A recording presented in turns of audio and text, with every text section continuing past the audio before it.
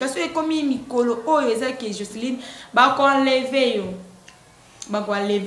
ba memi yo quelque part ba beti yo misusu kutu ba osenga famille mbongo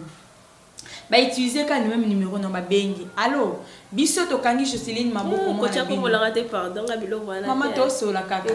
ba obenga ke to kangi soit songolo pakala awa to zana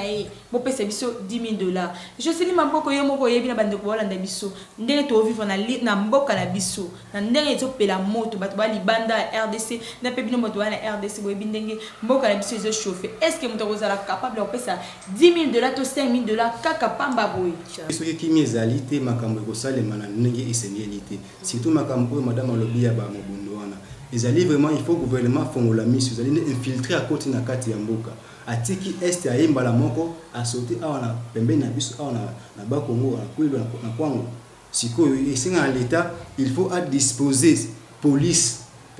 nationale partout na kati etandi ya bila province ya Kinshasa. Premièrement non avant na intervenir na sujet au lobby na osenga kakande le ministre de la défense et puis na ministère mouvement intérieur baluka nanu côté ça de kimia parce que ce qui kimia côté na secteur oyo kimia ezate et causalement pas parce que avant na kinto ze belé population est nombreuse surtout bâtisse qu'on a obaye wala même ba bureau de vote ngo ezaka insuffisant chasse ko mo lungi fort même transport sans mort.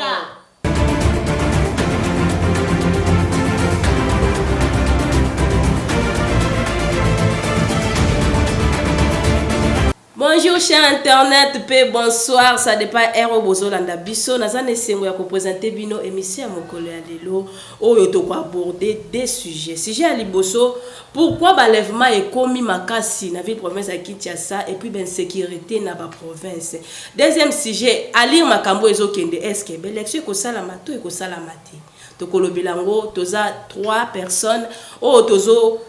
lobela sujet à mokolo ya lelo tozana madame Edith Ezini on a déjà bonjour madame. Bonjour madame Jocelyne Maboko concernant moko ya sursis. Ça va très bien madame. Il a aussi des choses à bien beauté là qui ça. OK. Eh parfait bonjour. Bonjour madame Jocelyne. Ça va très bien. Couleur ça va. Ah oui très bien c'est que bien. Eh madame Edith Obandana yo pourquoi balèvement et comme makasi na vie professeur Kinshasa et puis insécurité to banda ko yo kana biso mais siko et comme kolika. Ce qui aux ana ba idée ko lobela biso yango. Oh merci madame concernant Jocelyne Maboko ngala bengaka madame Otema ya papa Alpha Mandala. Merci pour la malbope singai insécurité comme makasi na Congo la biso kasi ya makasi ezani ni enlèvement et matin na vie province ya Kinshasa ko ka mutabime na tongo et comme 15 ans ba benga bino toza na place tête ba enlever mais la tongo 2 jours azozonga te nyonso wana enlèvement est comme makasi cause nango ezoyi balate madame Jocelyne. Et puis enlèvement kala je m'excuse enlèvement kala ezalaka pona bato mbongo mais siko ezokipe lisote. Ah oui kala ezalaka moni mutu mbongo moko boy olingi mobali na ye to olingi mwasi na ye soto selika moko boy bina olakisa o na olimwisa yo gutene na groupe de gang moko bazio ba kidnapper mutu ba kange quelque part ba beta kae ba obomaete ba nyokolier kaka ba faire souffrir et puis ba lâcher kasi comme mikolo oyo ezaki Jocelyne ba ko enlever yo ba memi yo quelque part ba beti yo misusu kutu ba osenga famille mbongo ba utiliser ka même numéro na ba bengi allo biso to kangi Jocelyne Maboko mo ko la rater pardon ga bilo wana mama to so la kaka ba obenga ke to kangi soit songolo pakala awa to zana bo pesa biso $10,000 Jocelyne Maboko yo moko yebi na bande ko bolanda biso ndenge to vivre na mboka na biso na ndenge to pela moto bato ba libanda RDC na pe bino moto na RDC bo yebi ndenge mboka na biso zo chauffer est-ce que moto kozala capable de pesa $10,000 to $5,000 kaka pamba boy. OK peut-être pe ko mususu ba katela bino délai mo ya 2 jours 24 heures 48 heures monsieur peut 72 heures to pesa bino délai wana bo libérer songolo pakala ce qui te bo pesa mbongo wana te to libérer te bo bongai les temps famille baluka mbongo baluka basangana baluka bakutana pour que baza mbongo ba libérer ba criminel bato malevaki bango trop tard. Bon ça nini babomi mutu babwaki kasi komona makambo wana ezopesa pasi makasi bato baungisa bavi na bango kaka boye kokota kuna na baprovince insécurité komi makasi kala toyebaka Kinshasa nde ezalaka na insécurité oyo tozokamwa na Congo central insécurité oyo kaka Kinshasa na este kutu kaka te ekoma mpenza ntina bandundu oyo tokomi Kwilu Mai Ndombe bateke bazokota insécurité ekoti makasi na mbandaka kutu koloba te Kulu ne komi partout province oyebaki motu so asali crime na Kinshasa okima na province aza sécurisé so kundi ake la province kuna bakulu na minene nde babimi kuna en tout cas sécurité ekomi partout penza la Congo mobimba na enlèvement nde makasi na vie province ya Kinshasa to ya enlèvement emati mpe ezokipe te omata na moto ya 2 pneus bakoenleve yo omata na ketch taxi bakoenleve yo baenleva kutu na Transco Transco ndenge nini Transco na bato baenleve ben civique bakota penza bakoti moko la sima moko na liboso babrake baarme obima ndeni oui bamemi oti na zamba bafouye bato nzambe temasa bolingo baviolent nde te babotoli bango kabilo na bango tala degré insécurité wana baenleve na Transco donc Jocelyne Maboko nayebi te soki toloba so nini cause ya enlèvement eza tellement ebele tozozongela yo eza ebele nayebi ki oza na baargument ebele toyebi pa parfait nayebi yo mpo ozalaka na baargument ebele madame Jocelyne phénomène oyo ya enlèvement na mboka na biso ekomi eloko moko ya kokamwisa liboso mpo mona enlèvement esalema lokola mikolo lelo ezalaki mwa pasi parce que epe ya sécurité ezalaki na mboka na biso mais leloko mona so moto abimi na ndako mpo azonga il faut okumisaka nzambe kaka ekomi eloko moko ekomi neti bakomi kointoxike bato na ndenge moko kosala ndenge mabe toyebi te soki ezali cause mpona manke ya misala bato bazali misala oyo ezali nini soki mpe ezali bacope oyo bapesi bango mpo ke baolebaka bato mpo basalaka mabe na bapartie intime banzoto na bango toyebi te ozocomprendre te ezolobama mpe yango wana bazolongola bapartie intime batie koteka yango soki mpe réellement bazorekomanda na bahôpital mpo ke basala eloko wana bacrime wana ezali vraiment eloko moko oyo il faut l'état congolais atala par rapport ya enlèvement oyo osalema na ville province ya Kinshasa omona moto akobima na ntongo boye obimi oke na mosala mpo ke otelema na arose ya transport omi kobanga est-ce que transport est-ce que taxi oyo eza ya bien eza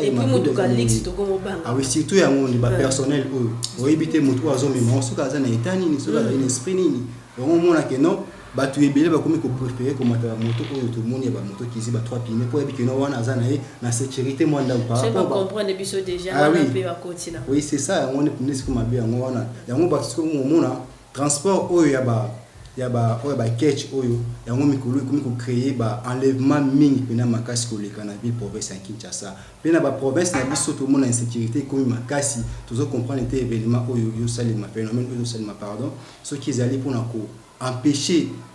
projet à chef de l'État ou bien empêcher l'élection à biso salima pour na kati ya sécurité boy jamais élection au salima il faut sécurité ezala na mboka pour que élection elekana kimia nyonso yango to aussi na bakonza mboka ba ko répondre eloko ya sécurité pe makambo etali enlèvement na ville na biso ya province ya Kinshasa.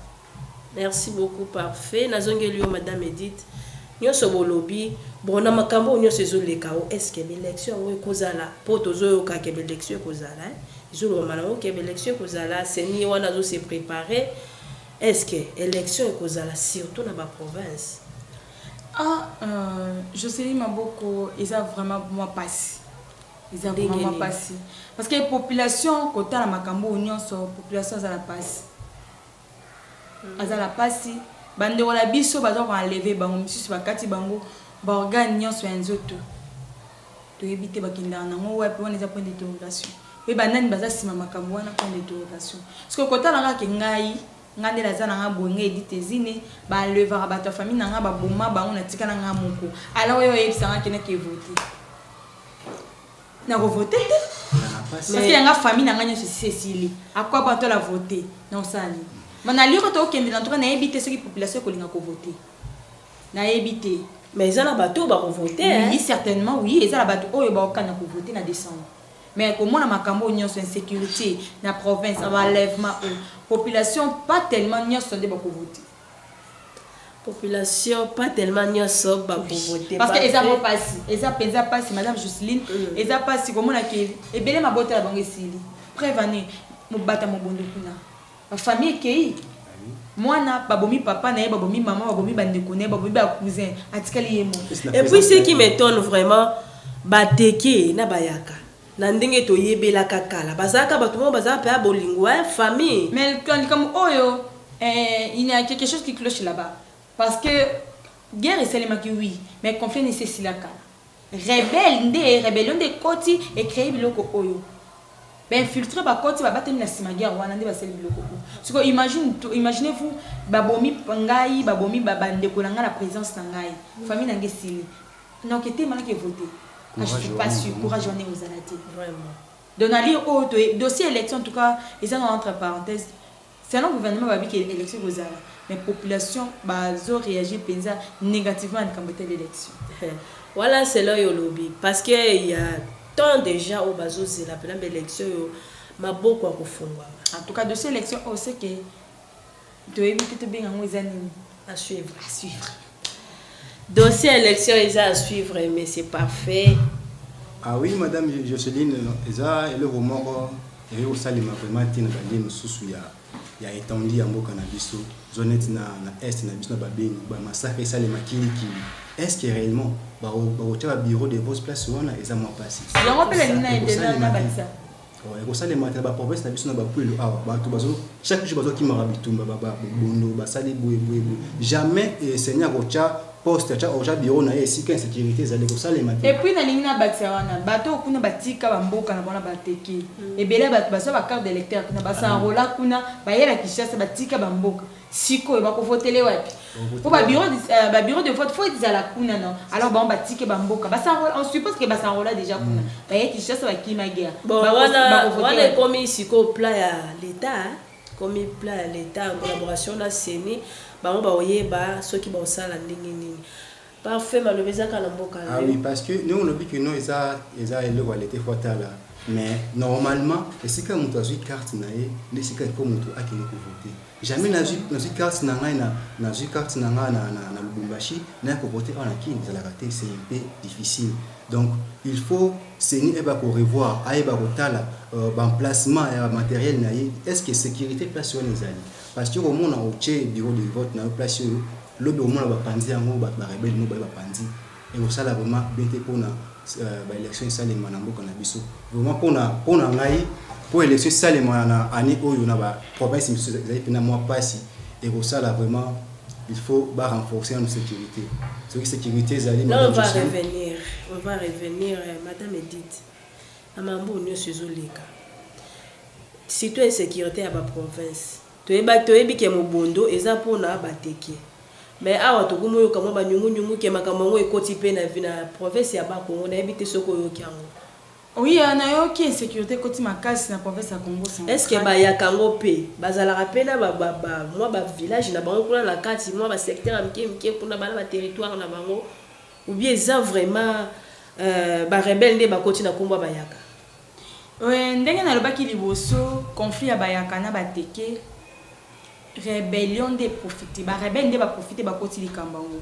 mobondo ekeinde la Congo central pour ko créer trouble eza ba yakate madame Jocelyne eza kaka mobondo ala ba lobi eza kombo soki ya chef coutumier akuna bien sûr qui sinae na lobaki on bien à début na lobaki ni ke oui malgré conflit ya ba yakana ba teke ezalaki mais ça la bien infiltré o ba kote ki na sima ba batami wana nde ba créer ba biloko o nyonso nde bango baluki nzela ba côté la Congo central pour que ba bebisa lisusu apparemment affaire o eza louche pourtant on va côté déjà la Congo central eza pour ba occuper province wana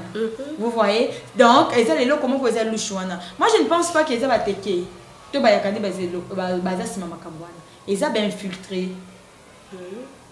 il a une main noire ne ba lobaka donc eza ba infiltré ba batami sima wana bazo lukande ba salir image ba yaka na ba teke oh eza ceux qui te l'ont fait bien en général et cause appelle ba congolais c'est ça oui et cause appelle ba congolais et cause aka ba to tanga kombo to misana bango wana batanga mususu yo ba voisin oyebi ba ulukisa yo et cause appelle comme un enlèvement maman Ah oui, comme là tu parles et comme et là la question qui mais toi qui kimia côté la mort la biso parce que ngala zo mona teke wana eza ba yakana ba teke eza ba infiltrer ndi ba côté ba créer trouble wana peut-être bazana pour ça ba occuper Congo province à Congo central et heureusement police congolaise à la lipété to li que sécurité et côté makaka pour que ba occuper Congo central.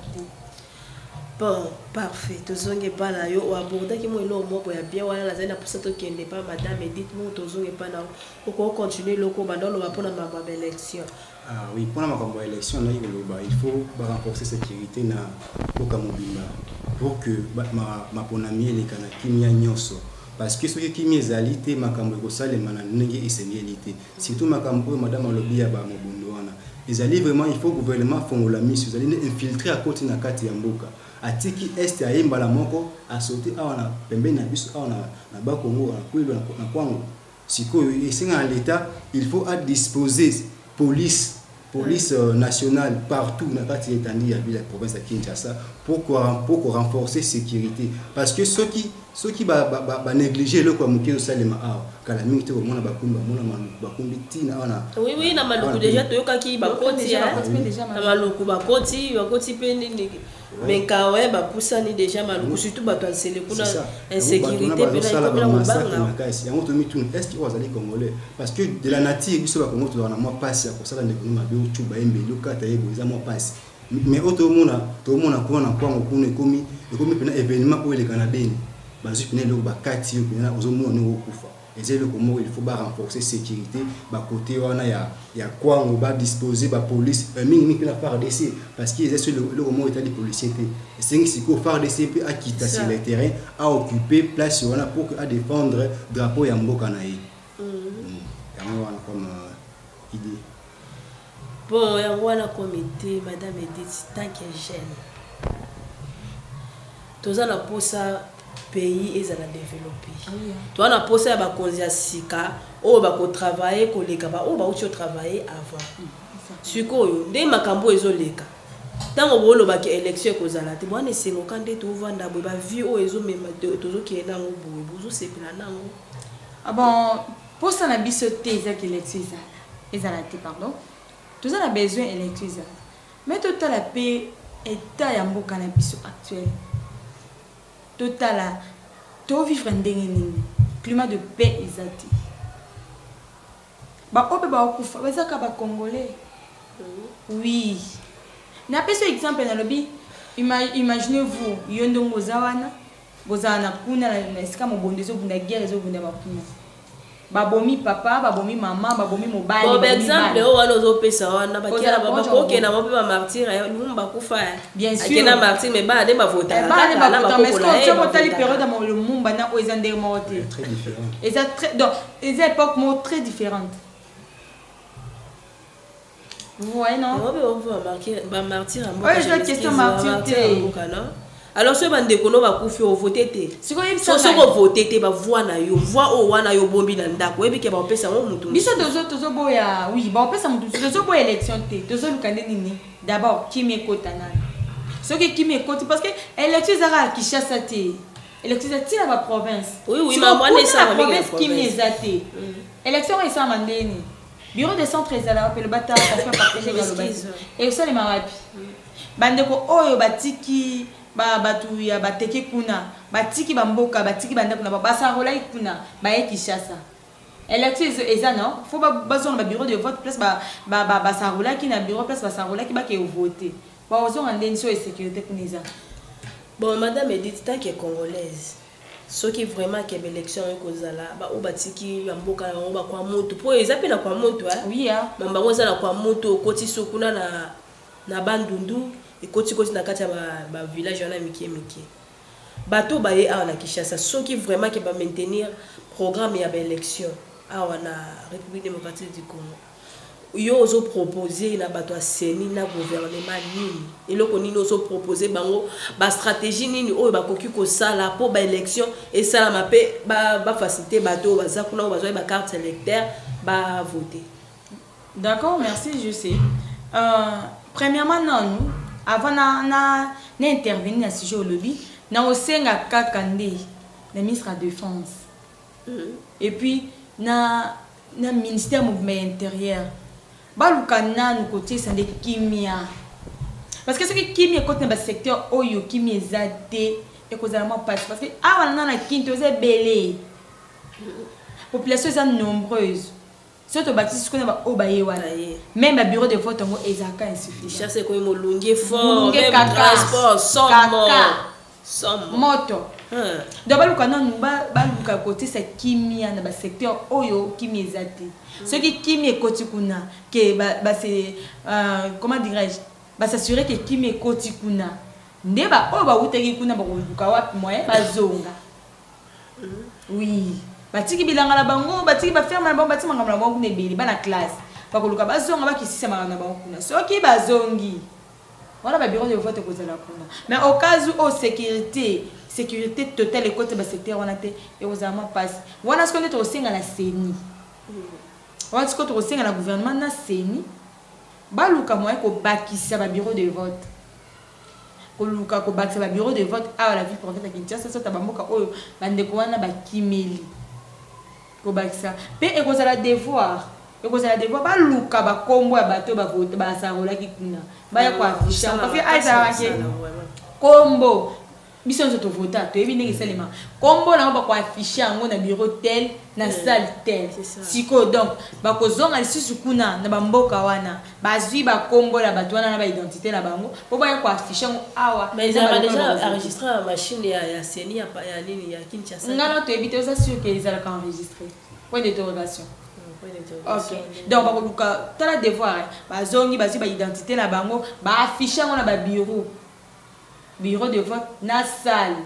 dans le local ba affiché au moins ils ont devoir tamie to zongi na ministre de la défense pe intérieur ba luka moyen ba zongi sa ba côté na kimia zonga na ba secteur wana pour que l'élection soit mamala zo continuer toujours ko lobela makambo ya ba mobondo to ko lemba ko lobela ngote po ba o ba ku fala ba bande ko na biso en tout cas ils ont ça la passe surtout nga yo nde na za so na uti musala na ozonga ata transport eza passe ndenge nini so na monika ba taxi biso a lix to ndo matakala na matali sute o matanini na matali sute na ko ba ko banga iko ko bangisanga o banga pistolet na zo banga ba yo yebisanga oh match long to match court ngombe to viande to poisson en tout cas na koma o banga ngo makasi ali ro tozo kendele vraiment mboka na biso ezalaki bongo te ezalaki vraiment bongo te tozo yebate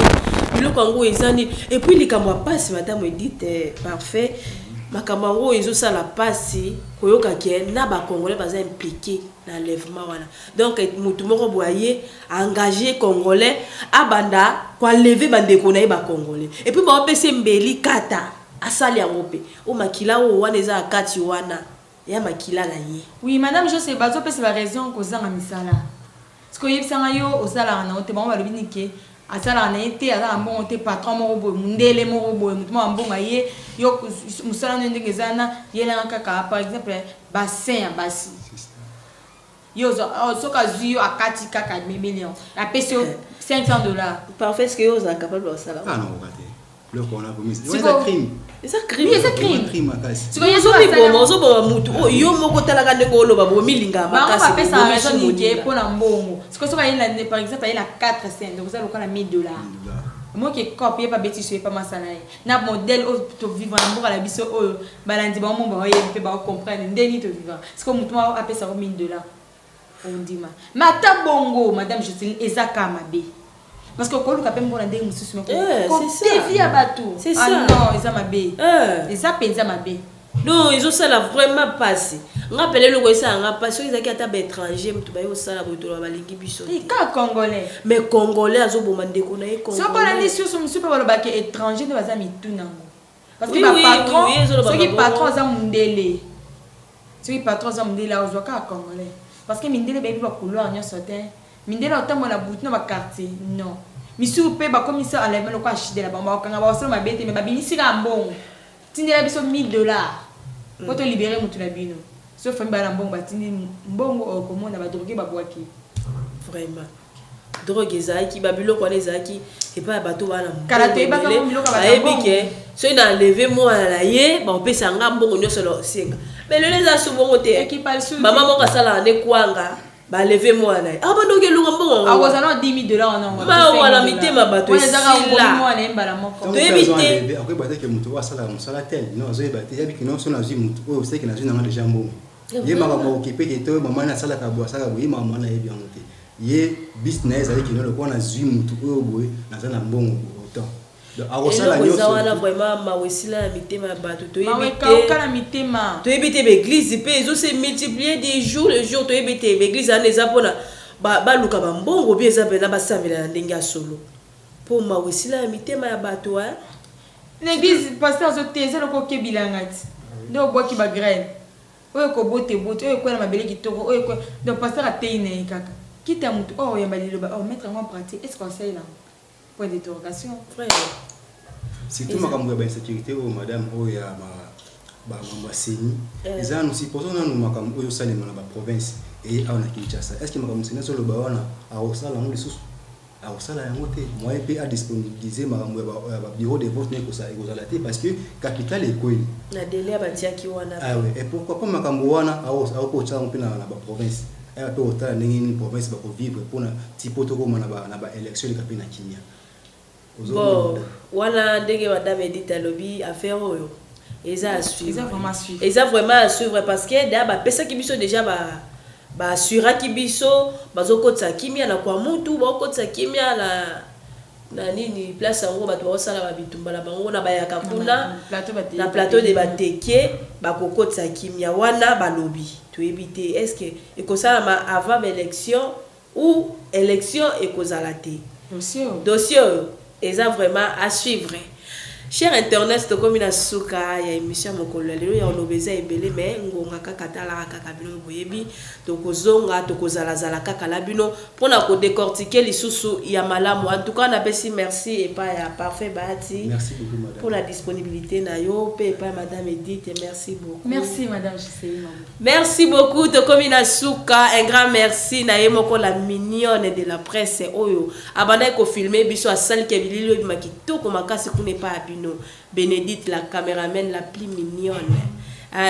de PCP bah merci et belé et pas ya yemoko le valable hein l'homme masqué ou sala musa kitoko ayeba na ate mais misala ndelo ba na place na akoyeba na un jour akoyeba na un jour madame Edith opesi ba merci pas nani on appelle un grand merci na yemoko le valable motomoko bien papa succède un jour aoye bana kaka merci et si ko landanga merci na libota na mobimba famille ezine papa Dieu donné ezine Raissa David Patrick ezine sans oublier maman Béatrice Liongo na bossa intention na bossa c'est la seule péché un grand merci un grand bisou na François Ngwende Baxela Kay Dalton motomoko malam parfait OK na pesi merci mingi na chef ordre coordonné magazine na biso Info Plus et tout en comment on a été comment il faut la masquer justement la pesi mingi merci et pas à mon commandant de la police Germain Bahati Bouléré bote na yo grand frère oui Bahati là yo posa wonder vraiment yo na mona yo suspect te ngana 100% d'origine le on a moi sinaye mami mon petit là sans oublier commandant Alain Kizaza bisika ozami mbote belina mbote belina famille Bahati bisika juste ozami merci beaucoup un grand merci pe na yo motozo landa biso to pesi vraiment ba merci Ebele un gros bisou na mon homme hein o benga ye H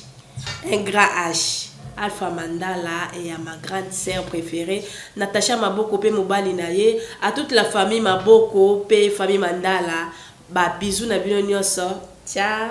ciao